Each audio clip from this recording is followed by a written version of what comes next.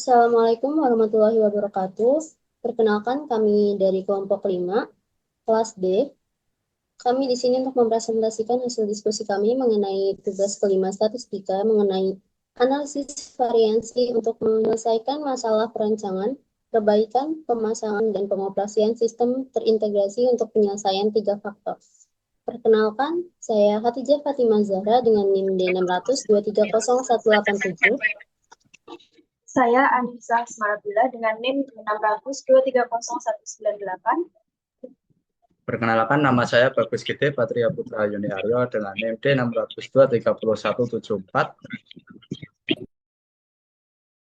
Dan perkenalkan, saya Muhammad Rembrian Dewantara dengan D600230164. Desain eksperimen. Desain eksperimen statistik merupakan proses perancangan eksperimen untuk mengumpulkan data yang sesuai dan tepat sehingga kemudian dapat dianalisa dengan menggunakan metode statistik, di mana kesimpulan yang diperoleh bersifat objektif dan valid. Implementasi terkait desain eksperimen dalam dunia teknik antara lain adalah untuk peningkatan kinerja proses manufaktur, pengembangan proses baru maupun produk baru, serta peningkatan kinerja produk. Interaksi antar faktor dalam desain eksperimen. Dalam desain eksperimen, interaksi antar faktor merupakan suatu keadaan di mana efek dari suatu faktor terhadap respon tergantung pada tingkat atau kondisi faktor lain. Pemahaman interaksi antar faktor sangat penting karena tidak semua faktor bekerja secara independen atau bebas, karena mereka sering mempengaruhi satu sama lain yang kemudian dapat menyebabkan hasil berbeda dari apa yang diharapkan jika hanya mempertimbangkan efek utama masing-masing faktor. Baik, di sini saya akan menjelaskan terkait ANOVA. Apa itu uji ANOVA? Mungkin dari uji ANOVA ini bisa disebut sebagai analysis of variance atau merupakan analisis statistik yang digunakan untuk membandingkan rata-rata populasi dari 3 kelompok atau lebih sehingga bisa menentukan hubungan antara populasi tersebut. Selanjutnya, di sini ada jenis-jenis ANOVA, yaitu ada 4. Yang pertama ada jenis one-way ANOVA. One-way ANOVA itu merupakan pengujian ANOVA satu arah dengan memiliki satu variabel bebas atau independen dan satu variabel terikat atau dependen. Sebagai contoh, one-way ANOVA itu seperti pengaruh media tanam terhadap tinggi tanaman. Itu berarti yang media tanam sebagai independen dan tinggi tanaman sebagai dependen. Lalu selanjutnya ada two-way ANOVA. Two-way ANOVA itu merupakan pengujian ANOVA dua arah dengan memiliki 2 atau lebih variabel bebas atau independen dan satu variabel terikat. Selanjutnya ada three-way ANOVA, yaitu jenis uji ANOVA yang 3 arah dengan menggunakan 3 variabel bebas, independen, dan satu variabel terikat. Di mana tujuan utamanya adalah untuk mengetahui efek utama. Jadi di sini nanti kita akan mengambil kasus pada uji ANOVA, three-way ANOVA. Lalu yang terakhir ada MANOVA atau Multivariate Analysis of Variance, yaitu uji ANOVA merupakan pengujian yang uji MANOVA variabel bebas independen dan 2 atau lebih variabel terikat atau dependen.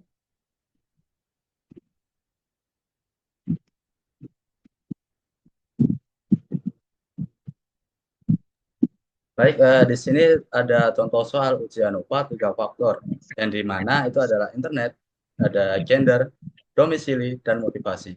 Pengaruh internet, gender, dan motivasi terhadap motivasi setiap orang didapatkan data sebanyak 190 pada pengujian ini. Analisis ini dapat dibantu oleh software Excel dan SPSS. Mungkin saya meminta izin kepada host untuk bisa menampilkan screen saya.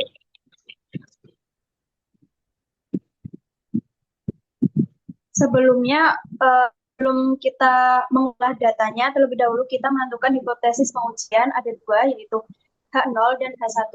H0-nya didapatkan tidak ada perbedaan yang signifikan antara variabel dengan beberapa perlakuan. Sedangkan H1-nya yaitu Ada perbedaan yang signifikan antara variabel dengan beberapa perlakuan. Memberikan paparan di mana saya mendapatkan terkait suatu data yang berjumlah 190 yang di mana ada internet, gender, domisili, dan motivasi. Yang di mana kita akan mengelola data ini menjadi data uji ANOVA untuk mengetahui perbandingan populasi terhadap beberapa variabel data tersebut. Baik, mungkin langsung saja kita bisa melakukan analisisnya. Yang pertama kita membuka aplikasi SPSS. Baik, langsung saja. Jadi pada output SPSS kita isikan di bagian variable view, kita sesuaikan dengan uji yang kita inginkan. Di sini saya mendapatkan sebuah data yang di mana data tersebut diantaranya adalah 3 independen dan 1 dependen.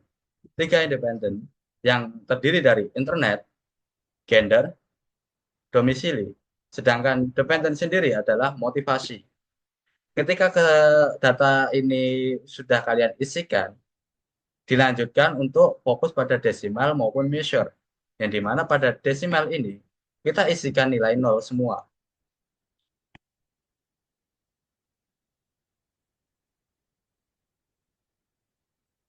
Lalu untuk measure sendiri, kita isikan bagian awal internet adalah ordinal, karena ini adalah berurutan ataupun skalanya itu naik bertahap. Lalu dilanjutkan untuk bagian gender adalah nominal, yang dimana kita akan mengisikan terkait gender ini bisa berbentuk angka maupun nama, dan juga pada bagian domisili juga. Lalu untuk motivasi sendiri kita pakai skala atau scale untuk mengatur skalanya itu. Lalu ketika desimal maupun measure-nya sudah terisi, maka kita langsung masuk pada bagian values, di mana kita akan mengatur atau mengetahui terkait label yang mungkin kita cantumkan. Mungkin kita 1, lalu kita mungkin bisa tuliskan internetnya itu bagus gitu. Terus kalau kita ADD kita masukkan. Lalu yang kedua adalah sedang. Dan ini bebas kalian isikan apa saja, asalkan itu berhubungan gitu. Lalu kita ADD. Yang ketiga,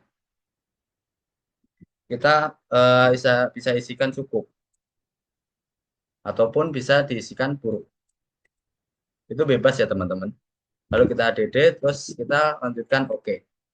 Setelah mengisi value pada bagian internet, kita dilanjutkan pada bagian gender. Kita untuk mengetahui posisi nomor berapa sih laki-laki dan perempuan itu, misalnya 1. Itu bagian laki-laki. Maka kita tuliskan bagian labelnya itu laki-laki. Lalu kita add.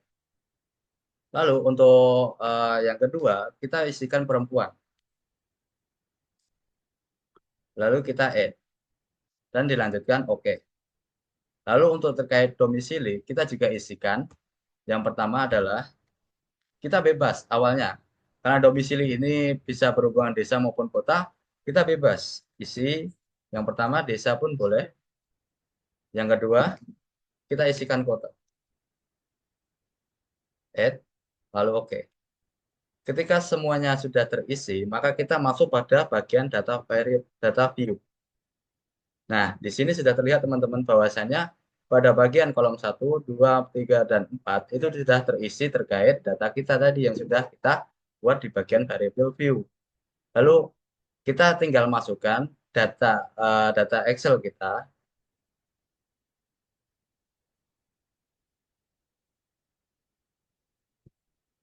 Masukkan pada SPSS, kita paste.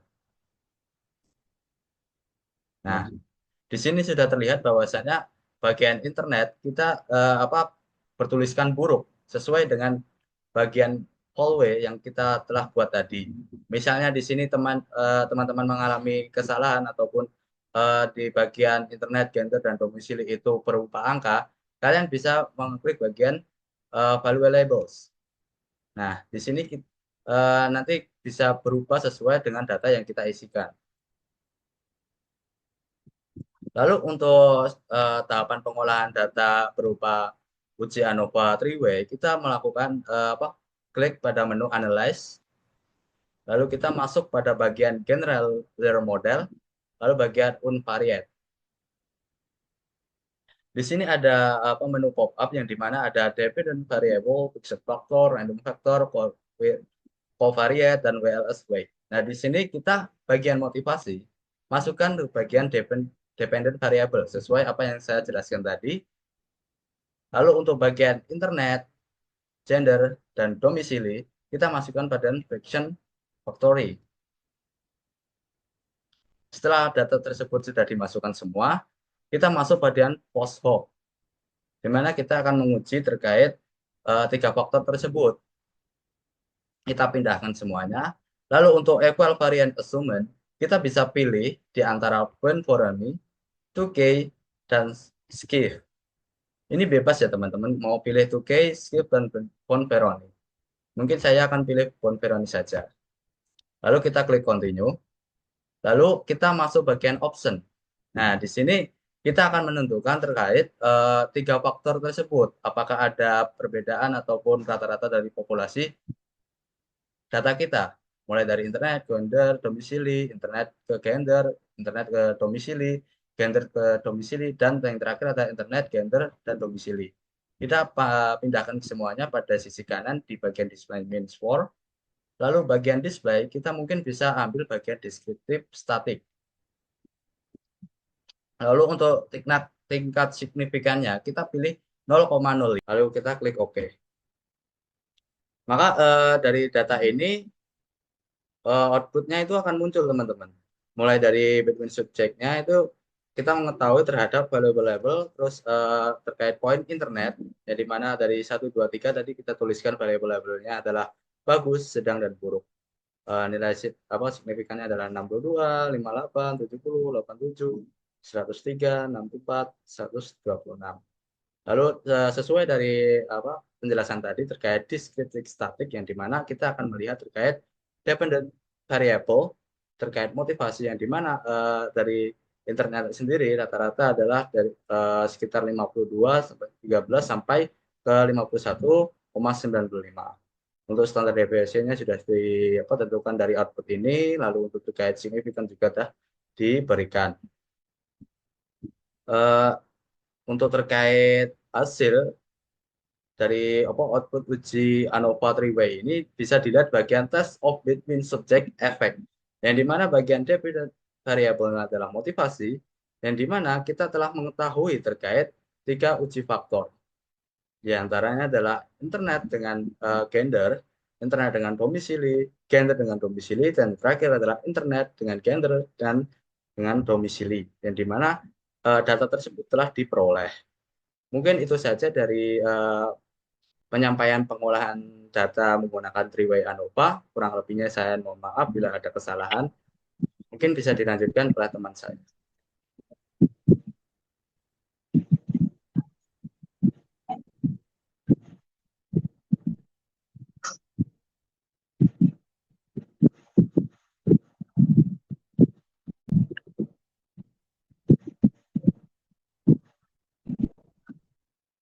Baik, jadi setelah kita melalui proses pengujian ANOVA pada SPSS, selanjutnya kita mendapatkan hasil outputnya berupa multiple comparison pada lower bound dan upper bound.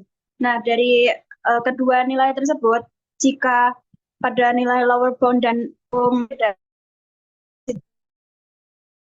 maka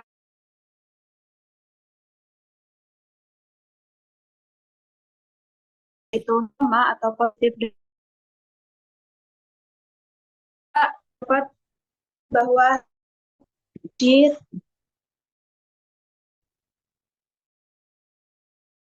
yang kita peroleh, output yang kita peroleh itu menghasilkan berbeda plus dan minus atau positif dan negatif. Jadi dapat diisi H0 diterima, sehingga dapat dinyatakan dan tidak ada perbedaan yang signifikan antara internet, gender, dan domisili terhadap motivasi setiap orang. Begitu. Ya, untuk output kedua, SPSS pada bagian test of between subject effect menunjukkan nilai p-value korek model sebesar 0,959, p-value internet sebesar 0,491, dan p-value sebesar 0,617, dan p-value domisili sebesar 0,449. Nilai ini lebih besar daripada nilai alfa yaitu 0,05. Karena p-value lebih besar alfa, maka disimpulkan terima dan tidak perbedaan yang signifikan antara variabel dengan beberapa perlakuan.